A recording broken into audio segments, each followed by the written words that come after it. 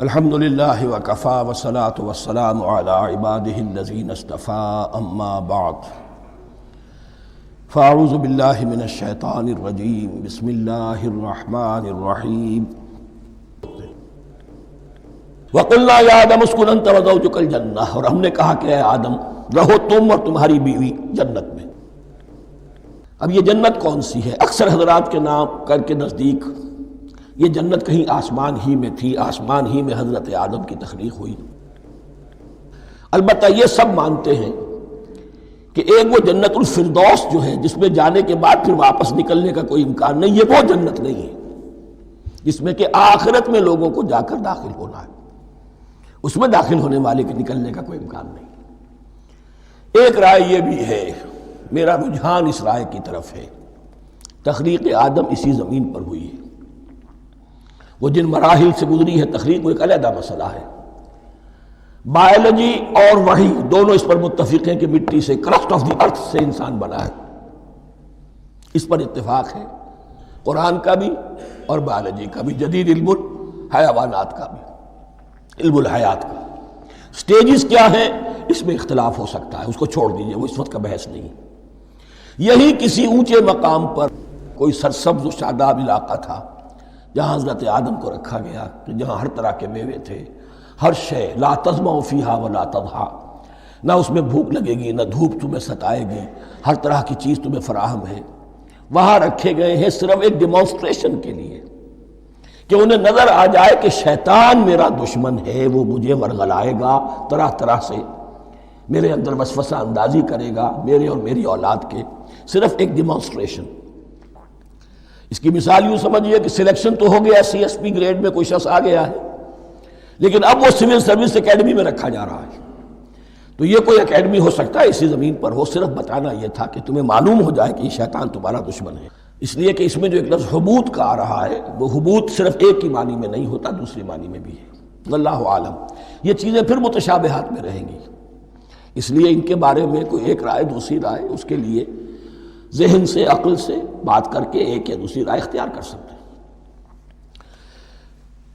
وَقُلْنَا يَا آدَمُ اسْكُنْ أَنْتَ وَزَوْجُكَ الْجَنَّةَ، اور ہم نے کہا کہ رہو اے آدم تم بھی اور تمہاری بیوی بھی باغ میں، اس باغ میں، الجنہ اس باغ میں، گویا کہ اشارہ کیا جا رہا۔ وَكُلَا مِنْهَا رَغَدًا حَيْثُ شِئْتُمْ، اور کھاؤ اس میں سے با فراغت جہاں سے چاہو، ہر طرح کا پھل ہے کھاؤ۔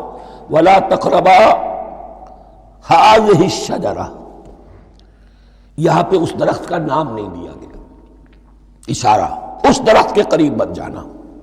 فَتَكُونَا مِنَ الظَّالِمِينَ، تو تم ظالموں میں سے ہو جاؤ گے، تم حد سے گزرنے والوں میں سے ہو جاؤ گے۔ اب اس کی بھی حکمت سمجھیے کہ چونکہ ڈیمانسٹریشن کرانی ہے کہ تمہیں کسی چیز سے، ہزار چیزیں مباح ہیں دنیا میں، چند چیزیں پینے کی حرام ہیں، اب تم اگر ان ہزار مباح چیزوں کو چھوڑ کر حرام چیز کو پیتے ہو تو یہ تمہارا اختیار ہوا، جبکہ اللہ تعالیٰ نے مباحات کا دائرہ بہت وسیع رکھا ہے۔ جس سے چاہو چند رشتے ہیں جو بیان کر دیے گئے، یہ حرام ہے، محرمات ہے، ابدیہ ہیں، ان سے تو شادی نہیں ہو سکتی، باقی کسی مسلمان عورت سے دنیا کے کسی کونے میں وہ شادی کر سکتے، کروڑوں کے آپشنز آپ کے لیے خالی کھلے ہیں، لیکن پھر بھی انسان شادی نہ کرے، زنا کرے، یہ گویا کہ اس کی اپنی خباثت نفس ہے۔ ایک نہیں، دو دو، تین تین، چار چار تک شادی کرو، اجازت ہے تمہیں۔ تو اس اعتبار سے مباحات، اب یہ پورا باغ تمہارے لیے مباح ہے، بس ایک درخت ہے، اس کے پاس نہ جانا، اور درخت کا نام لینے کی کوئی ضرورت نہیں، تو آزمائش تھی نا، صرف ایک آزمائش اور اس کی ڈیمانسٹریشن۔ فَأَزَلَّهُمَا الشَّيْطَانُ عَنْهَا، تو پھسلا دیا ان دونوں کو شیطان نے اس درخت کے بارے میں۔ اب وہ کس کس طریقے سے پھسلایا، یہ بھی جیسا کہ میں نے عرض کیا 6 مرتبہ چونکہ یہ قصہ آ چکا ہے، اس کی آپ کو سورہ طٰہٰ میں تفصیل ملے گی، کس کس طریقے سے پھسلایا اور اس بات کے لیے تیار کیا۔ فَأَخْرَجَهُمَا مِمَّا كَانَا فِيهِ، تو نکلوا دیا ان دونوں کو اس کیفیت میں سے جس میں کہ وہ تھے، وہ کیفیت کہ نہ کوئی مشقت ہے نہ کوئی محنت ہے، اور انسان کو ہر طرح کا اچھے سے اچھا پھل مل رہا ہے، تمام ضروریات فراہم ہیں۔ خاص کوئی حلہ جنت ہے جس کا کہ لباس بھی عطا کیا گیا ہے، لیکن ان کیفیات سے اب نکال کر اب جسے آپ کہیں گے بٹر فیکٹس آف لائف، اچھا اب جاؤ، یہ ڈیمانسٹریشن کرنی تھی، ہو گئی۔ شیطان تمہارا دشمن ہے، تمہارا اور تمہاری نسل کا، شیطان لعین، اور وہ تمہیں پھسلائے گا جیسے آج پھسلایا ہے۔ تم آگاہ رہنا اس کی شرارتوں سے۔ ان الشیطان لکم عدو فاتخذوہ عدوا، یہ شیطان تمہارا دشمن ہے، اسے اپنا دشمن ہی سمجھو۔ لیکن یہ ہے کہ اگر کچھ لوگ اسے دوست بنا لیں، اس کے ایجنٹ بن جائیں، اس کے کارندے بن جائیں، یہ ان کا چوائس ہے جس کی سزا انہیں ملے گی۔ فَأَخْرَجَهُمَا مِمَّا كَانَا فِيهِ وَقُلْنَا اهْبِطُوا بَعْضُكُمْ لِبَعْضٍ عَدُوٌّ، اور ہم نے کہا اترو، تم سب ایک دوسرے کے دشمن ہوگے۔ اب یہ چونکہ جمع کا صیغہ آیا ہے، ایک دوسرے کے دشمن ہوگے، تو ایک دشمنی تو شیطان اور آدم اور ذریت آدم کی ہے، ایک اور دشمنی بھی ہے جو انسان میں مرد اور عورت کے مابین ہے۔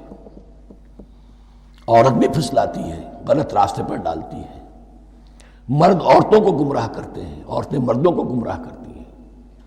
قرآن مجید میں کہا گیا یا ایھا الذین آمنوا ان من ازواجکم واولادکم عدوا لکم فاحذروہم، اہل ایمان چوکنے رہو، چوکس رہو، تمہاری بیویوں اور اولاد میں سے تمہارے دشمن ہیں، بچ کر رہو، کیپ الرٹ،